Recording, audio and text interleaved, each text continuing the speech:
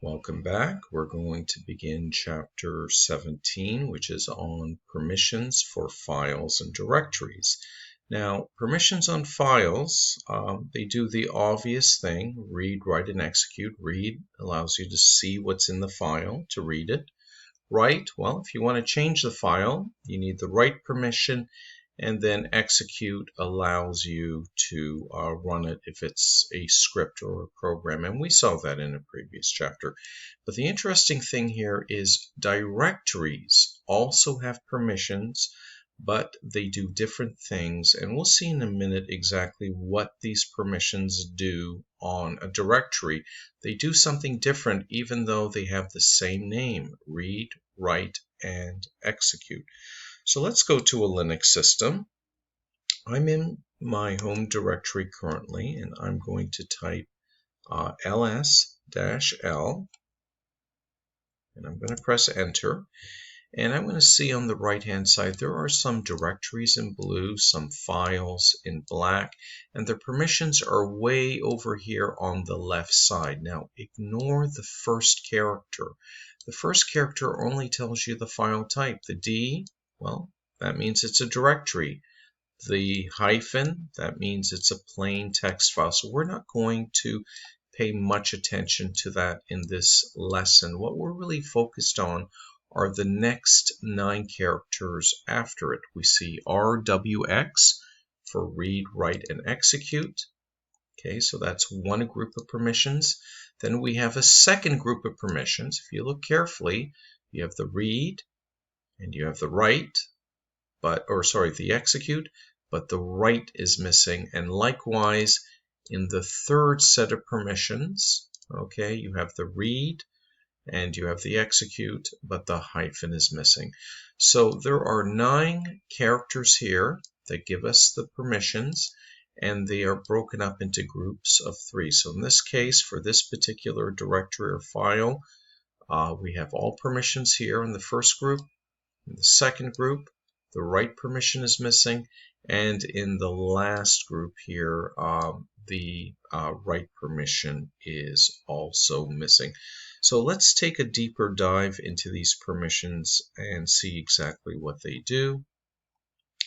Okay, so if it's a file, okay, file on called resume, it allows you to see what's in the file. So you can cat out that file, or you can see the first 10 lines with the head command. If you're missing the read permission, these commands will fail. Okay, and likewise with the write permission on a file, it allows you to open up the file with VI or with gedit and to save changes to the file. And of course, if it's a program like we saw, it lets you run the program. Now, what if it is a directory? What does it mean to have a read permission on a directory? It means you can see what's inside the directory. In other words, you can go there, type ls, and see what is inside the directory. What does write mean on a directory? It means you can change what's inside the directory. So for example, take the directory public. If I want to create a new file in there with touch, okay, touch resume inside public, well, I need the write permission to that directory. What if I want to copy a file to public? CP, again, I need the write permission to public. And if I want to delete a file in there, let's say delete resume from the public directory, again, I need the write permission. Take away write on the directory, and all 3 of these commands, touch, copy, and remove, will give you a permission denied error. And finally, the execute permission on a directory really means CD. It lets you access that directory. So if you want to do CD public and go in there, you're going to need the execute permission. Now this part is really important and maybe a little bit confusing, but in order for read and write to work on public, you also have to have execute. Execute must be there. Okay, so we're going to get some practice on this right now, but before we go any further, we got to see how to set permissions on files and directories, and there's different syntaxes we can use, okay, but there's a numeric value associated with a permission. So read is 4, write is 2, and execute is 1. Okay, so if I want to give 2 permissions, read and write, I'm giving a 6. If I want to give all 3 permissions, read, write, and execute, I'm giving a 7. But who am I giving the permissions to? Well, I can give the permission to the owner of the file, sometimes called the user, or I can give permission to the group owner of the file, usually just called a group. And if you're not the owner, user owner of a file, or the group owner of the file, you're over here in this last category called other, and those are the permissions you would get. So let's look at an example here. I think this is the easiest example, the one right at the bottom. So we're changing the permission on a file called file1. And we can see we're assigning a 7 to the user owner. 7 again is 4 plus 2 plus 1, read, write, and execute. So the user owner, usually this is the person who created the file in the first place. He's getting all 3 permissions. 4 plus 2 plus 1 is 7. So the user owner gets 7. The next number you see over right beside it is for the group owner. Okay, so groups can also own files, and in this case the group owner has 6. What does 6 mean? It means 4 plus 2. 4 plus 2 is read and write. And then finally we have one last permission that we're assigning to file1, permission 4, and permission 4 is just read, and that last permission belongs to everybody else. If you're not the user owner, you're not the group owner, you belong over here in other, and you're only getting the read permission. So let's go ahead and do some examples here. So if I look at the file here, file1, I see read, write, and read. Now read, write, well, that's a 6. And read, write again, well, that's another 6. And then if you look at the last group of permissions, I have a read, but the other permissions are missing, so that's a 4 only. So if I was to describe these permissions on file1, I would say they are 611. Now let's go ahead and change that. Okay, so I want to do chmod, which means change permissions. I want to give the user owner full permissions, 7. And I want to give the group owner no permissions, 0. And I want to give everybody else, well, if you're not a user and you're not a group owner, you belong to everybody else, I want to give him the write permission. That's a 2.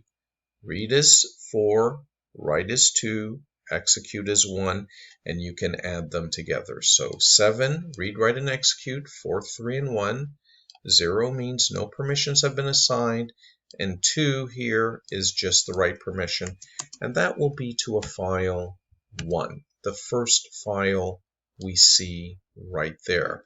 So this is what we have before. Let's verify quickly. 6 for the user owner, 6 for the group owner, 4 for everybody else. Let's press enter.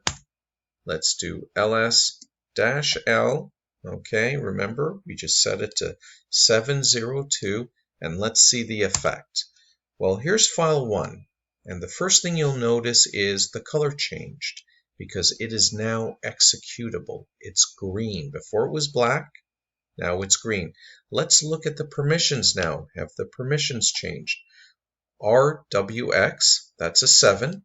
Then let's go on to the next set of permission. There's nothing there. That's a 0. And then finally, everybody else, well, they're located over here. There's no read, there's no execute, there's only a write. That's a 2. And that's exactly what we did, 702. So the user owner, by the way, the user owner is listed right there in this column, Shimon. Shimon can read, write, and execute.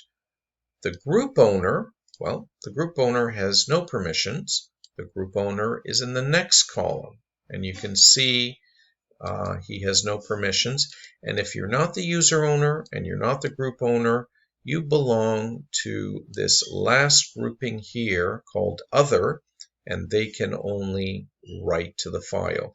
So that's permissions on a file. What about on a directory? Let's look at DR1 here. So we see on the directory we have 7 for the user owner, 7 for the group owner, read, write, and execute, and for everybody else, read and execute, 4 plus 1, that is a 5. What does that mean? Well, before we explain what that means, I want you to take a look at this diagram. We have a file here with a directory, okay, and that directory is called DR1, and we have a file in there. Okay, currently we have all 3 permissions on that file, read, write, and execute. Now watch what I do here. I'm going to take away all permissions, hyphen for the read, hyphen for the execute or for the write, and hyphen for the execute. No permissions on the file. Now here's the million-dollar question. Can I delete this file down here by looking at the permissions? And the correct answer is we don't know. Okay, to be able to know if you can delete a file, remember, read, write, execute on a file tells you if you can see what's inside the file. Write tells you if you can change what's in the file. Execute means you can execute the file. But delete a file, those permissions don't tell you anything. You have to look at the directory. Okay, to see the files in the directory, to do the ls command, let me just put that right here, ls, okay, you need the read permission.